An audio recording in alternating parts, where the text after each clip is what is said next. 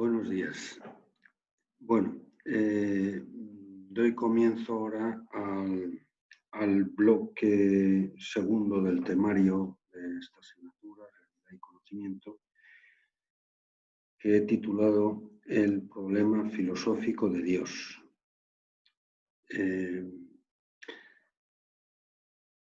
Y dentro de este bloque, el primer tema, es decir, el cuarto del temario, se titula El conocimiento filosófico de Dios. Y vamos a examinar pues, con un poco más de detalle lo que ya en la panorámica general que hice en el bloque primero sobre los temas y los capítulos y los problemas fundamentales que se plantean en la filosofía teórica, concretamente dentro de la metafísica, pues los relativos al ser absoluto y a qué puede decir la razón humana, la razón natural, es decir, con sus propios medios, pues acerca de esta cuestión.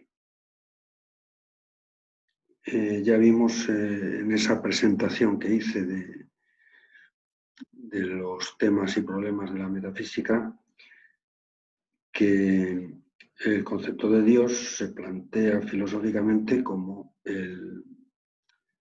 la noción del ser absoluto.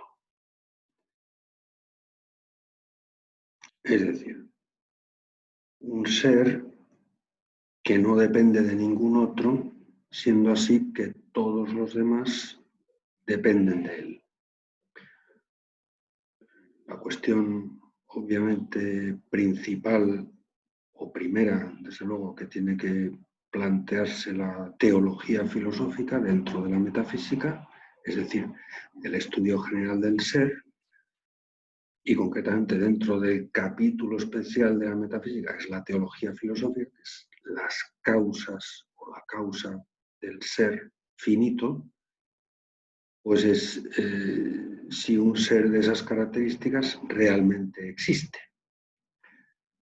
Ya vimos en su momento que el concepto del ser absoluto es completamente inevitable si uno discurre, digamos, como pretende hacerlo la filosofía en general y la metafísica en particular, en línea de principio. O sea, intentando ir a las causas últimas o remontándose, digamos, al mayor nivel de radicalidad, de ir a las raíces que sea asequible para la razón humana. Efectivamente, visto desde esa perspectiva fundamental, o sea, de ir a los fundamentos, lo realmente llamativo para la razón natural es que pueda haber seres finitos, seres limitados, dado que ser, y esto es un poco dentro de la metafísica tal como la elabora Santo Tomás de Aquino, realmente un tipo de ser raro y paradójico. Es decir, el ser es lo más perfecto que tienen las cosas, los entes.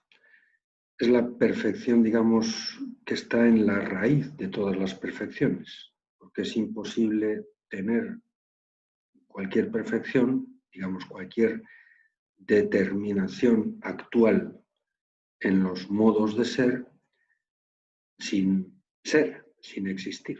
Es imposible ser persona, por ejemplo, sin ser. Es imposible ser árbol sin ser. O es imposible ser blanco o negro. Es decir, tanto las perfecciones que se refieren a las formas sustanciales en sentido aristotélico, es decir, las perfecciones más sustantivas que tienen las cosas en cuanto a su modo de ser, por ejemplo, ser lo que son, como las perfecciones accidentales, adjetivas, podríamos decir, el ser como son en cada caso, todas ellas dependen radicalmente de una perfección que está en el fundamento, que es la perfección de ser. Por tanto, ser, dice Santo Tomás, es lo más perfecto que hay. Existir, estar en la realidad, dice Santo Tomás, es actus omnium actum et perfectio omnium perfección. Es el acto de todos los actos, y en términos aristotélicos, acto significa perfección, o sea, lo que las cosas tienen de ser ya, o sea, de haber logrado ser, pues efectivamente lo tienen de perfección. O sea, todo acto es una cierta perfección. Bueno, pues el ser es el acto de todos los actos, es decir, el acto que está en la base, el fundamento de todos los actos y la perfección fundamental de todas, ¿no? Con lo cual, si ser es perfección pura, lo curioso es que haya seres imperfectos, o sea, seres finitos. Como consta que efectivamente lo son todos los entes que constituyen el mundo que nos rodea y, por supuesto, nosotros también dentro de ese mundo. Y este es un poco el origen de la pregunta metafísica por antonomasia, tal como la formuló un filósofo alemán que se llama Heidegger, Martin Heidegger. ¿Por qué el ser y no más bien la nada? Es decir,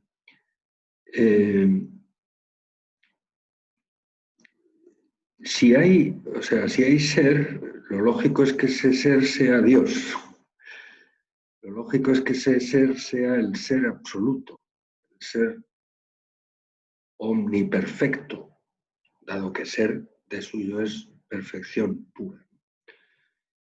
Ahora bien, si resulta que hay seres que no son perfección pura, sino que son seres limitados, pues entonces no lo son por ser, sino porque su ser está, por decirlo así, mezclado o entrañado con algunas dosis de imperfección y por tanto de no ser, de déficit de ser, digamos, de lo que en términos aristotélicos se llama ser en potencia, o sea, poder ser, pero todavía no ser lo que se puede ser.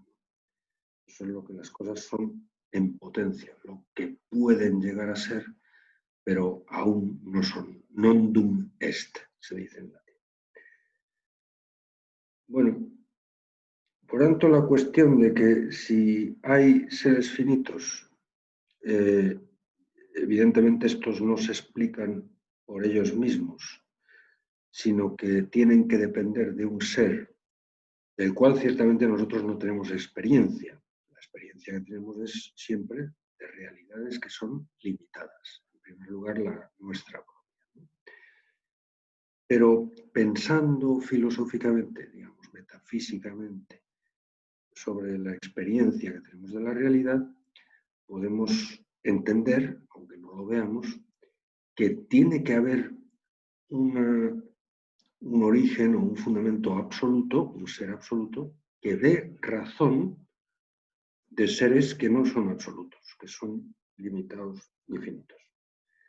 Bueno, pues esto, ya digo, es un concepto del ser absoluto que resulta completamente inevitable para la razón filosófica cuando ésta discurre o pretende hacerlo la metafísica en línea de principio.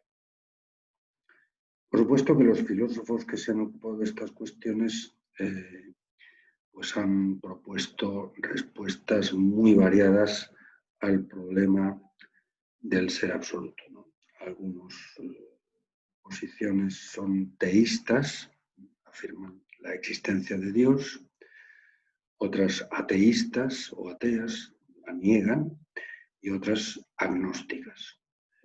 Bueno, quizá resolviendo el problema en tres categorías muy simplistas, pero que son muy esenciales. Luego, evidentemente, dentro de estas tres posibilidades hay muchos matices. Ahora, lo que está meridianamente claro es que ningún filósofo de raza, podríamos decir, ningún filósofo que haya intentado remontarse al nivel menos trivial del discurso que la razón puede hacer para explicar la realidad, ha dejado de enfrentarse con esta cuestión, la cuestión del ser absoluto, porque desde luego el ser tal como lo vemos no se explica por sí mismo. Y en ese sentido, Heidegger, la pregunta tal como él la formula, pues aunque pueda parecer la formulación un poquito estrambótica o extravagante, pues tiene su sentido. ¿Por qué el ser y no más bien la nada? Que sería lo lógico, efectivamente, si todos los seres fueran finitos y por tanto hubieran comenzado a ser. También Heidegger, que por cierto es un filósofo ateo, pero en tanto que filósofo y filósofo serio, insisto, reconoce la radicalidad del problema. Heidegger dice que la metafísica es ontoteología. Es una flexión, digamos, de tres palabras, tres términos griegos, cuya traducción más elemental sería un discurso, un logos, digamos, un razonamiento, argumentación, que a la vez se refiere al ente y a la vez se refiere a la razón de ser del ente. Onto significa ente, teo significa Dios, theos, theou, y logos, que es discurso racional. O sea, toda metafísica es ontoteología, significa que toda metafísica es un discurso indisociablemente dirigido al ser del ente y a la razón de ser de los seres, de los entes. Bien, en todo caso, el ser finito a lo que directamente alude es a un deberse a otro, a un ser relativo, lo contrario del ser absoluto. El ser absoluto es el que está desligado, absuelto, no sujeto, no dependiente de ningún otro, ¿no? Mientras que todos los demás serían seres relativos en el sentido de que dicen relación, dependen de otro, ¿no? Bueno, pues el primer menester que tiene que abordar la teología filosófica dentro de la metafísica es ver si ese concepto, insisto, que es inevitable para la razón, se corresponde con alguna realidad extramental. Es decir, si hay algo así como Dios. El segundo menester, ya lo vimos también en esa presentación que hice de la metafísica, pues es en qué consiste, o sea, qué es lo que la razón natural puede decir acerca de ese ser. Bien, naturalmente, además de la teología filosófica, para quienes tienen fe, por ejemplo la fe cristiana, pues hay la posibilidad de una teología de la fe, la teología, la sagrada teología, podríamos decir, ¿no? Que es un discurso humano, es un logos, es una argumentación, pero que, a diferencia de la argumentación filosófica, tiene como supuesto fundamental lo que supuestamente, para quienes creen en ello, Dios ha dicho acerca de sí mismo.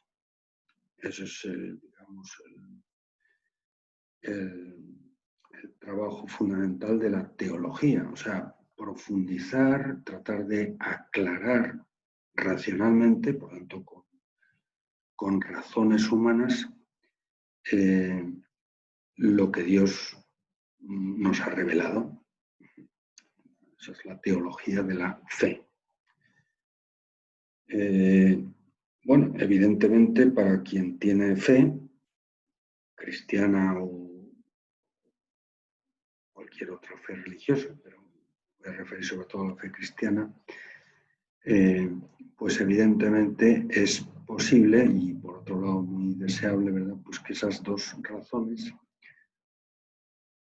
entren en diálogo, o sea, procuren comprenderse mutuamente. Es decir, lo que Dios ha dicho de sí mismo y lo que nosotros podemos penetrar de esa palabra de Dios, en diálogo con el verbo, con el logos humano, digamos que con sus instrumentos puramente naturales, con la razón natural, puede decir sobre Dios. Evidentemente, en comparación con lo que Dios ha dicho de sí mismo, lo que puede decir la razón humana sobre Dios es un puro balbuceo.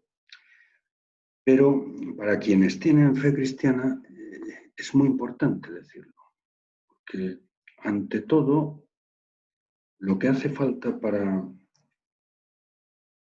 digamos, para creer con fe cristiana o con fe religiosa, etcétera, es entender que lo que uno cree es creíble, por lo menos que no es absurdo, que no es irracional, que no es increíble, ¿no?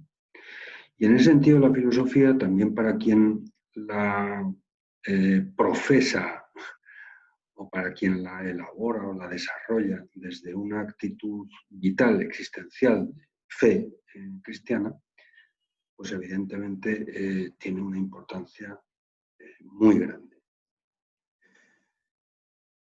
Bien, en relación al conocimiento filosófico de Dios, es decir, lo que la razón puede decir con sus propios medios acerca de Dios, Santo Tomás aduce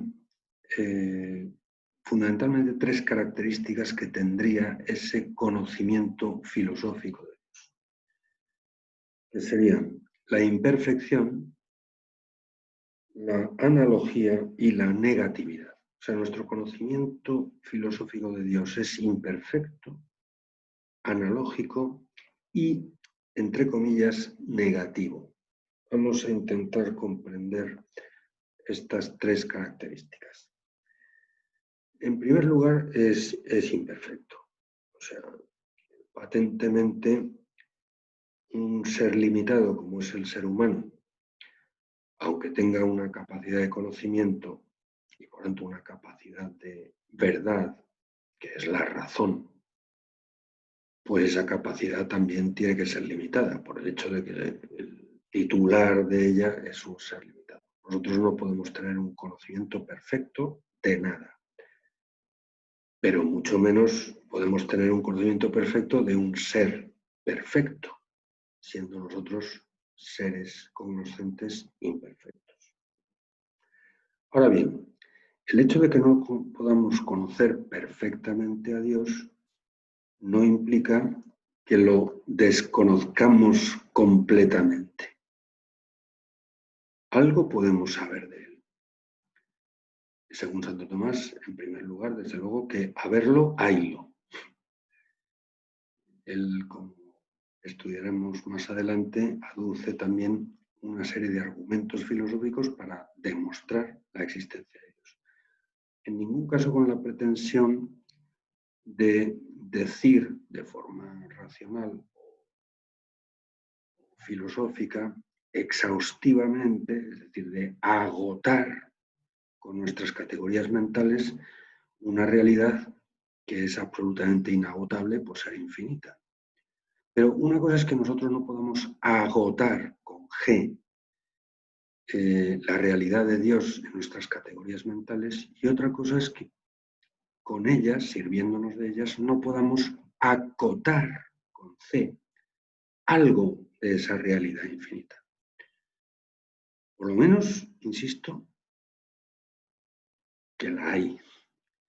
Y luego, según Santo Tomás, también la teología filosófica, sobre todo la teología esencial, es decir, el discurso que que versa sobre la esencia de Dios, en qué consiste Dios, pues también la razón, de una forma muy limitada, muy imperfecta, puede decir algo, algunas características, algunos atributos. Nosotros podemos, con conceptos humanos, ciertamente purificándolos y adaptándolos lo que haga falta, podemos decir algo que atañe a qué es Dios, aunque evidentemente eso que nosotros decimos nunca pueda agotar, insisto, de forma exhaustiva una realidad que es completamente inagotable y mucho menos comprimible, ¿verdad? Pues en nuestras categorías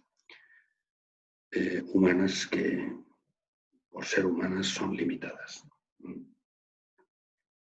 Bien, por lo tanto, en primer lugar, la imperfección. Es un conocimiento imperfecto, pero conocimiento.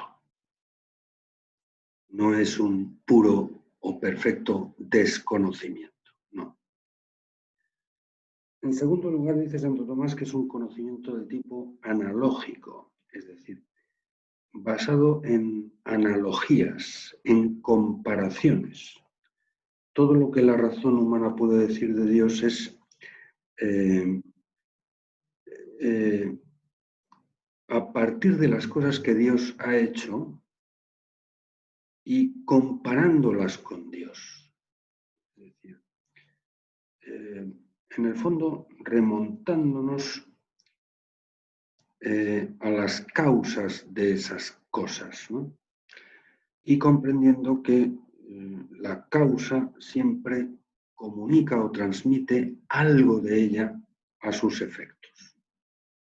Nadie da lo que no tiene. Bueno, pues esto ya también lo dice San Pablo en la Epístola a los Romanos 1:20. A través de las cosas que han sido hechas, es decir, de las realidades que han comenzado a ser, la inteligencia humana puede remontarse hasta el hacedor de ellas. Perea que facta sunt intellecta conspiciuntur Deum, dice la versión Vulgata. A través de las cosas que han sido hechas, las inteligencias humanas pueden llegar a Dios como causa invisible de efectos que, sin embargo, son visibles, pero que sin esa causa ni serían visibles. O sea, el régimen fundamental que tiene, esto se ve, por ejemplo, muy claramente en las pruebas que Santo Tomás aduce para demostrar la existencia de Dios, las famosas 5 vías, ¿no? Pero en general es una característica de todo nuestro conocimiento filosófico de Dios.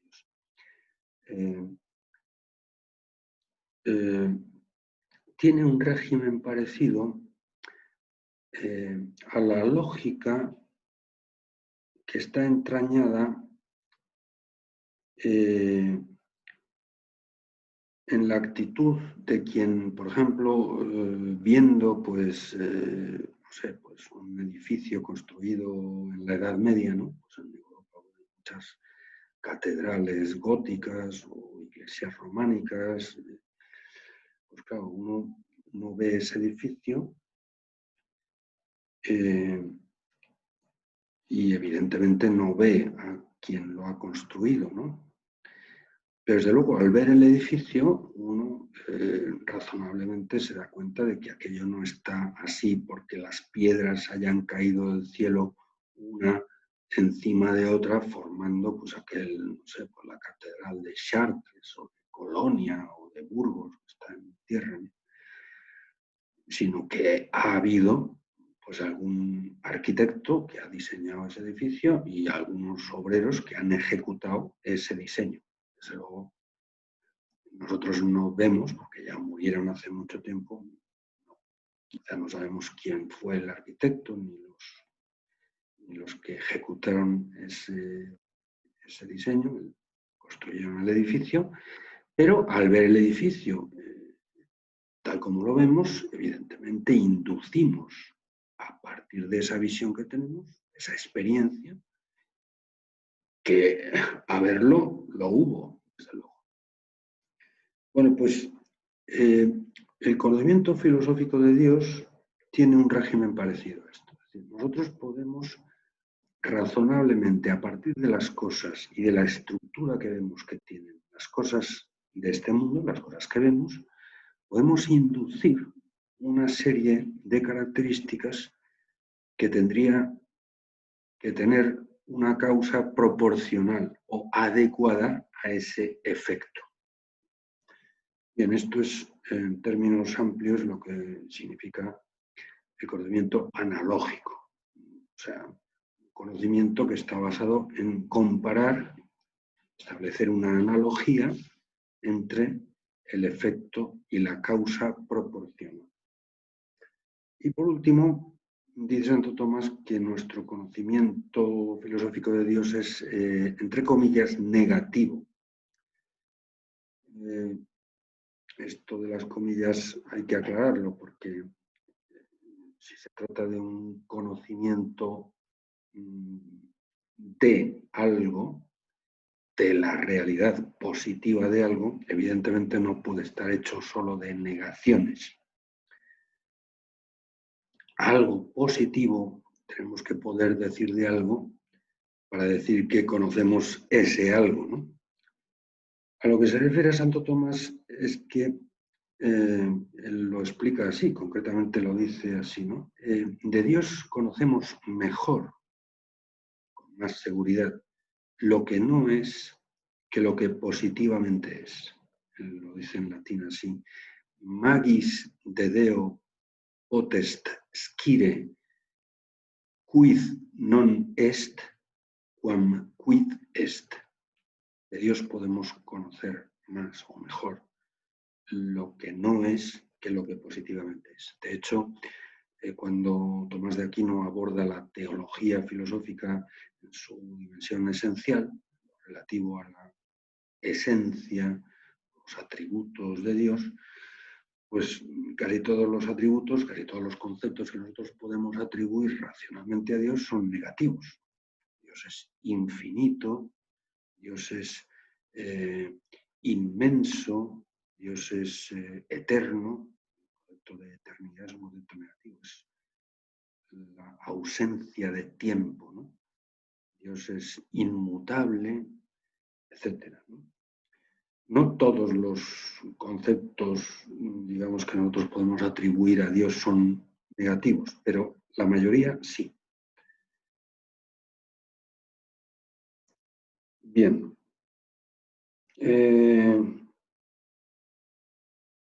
Bueno, pues lo voy a dejar aquí, aunque esto tendré que completarlo en una sesión sucesiva, pero también porque me parece que ya me va a interrumpir la máquina.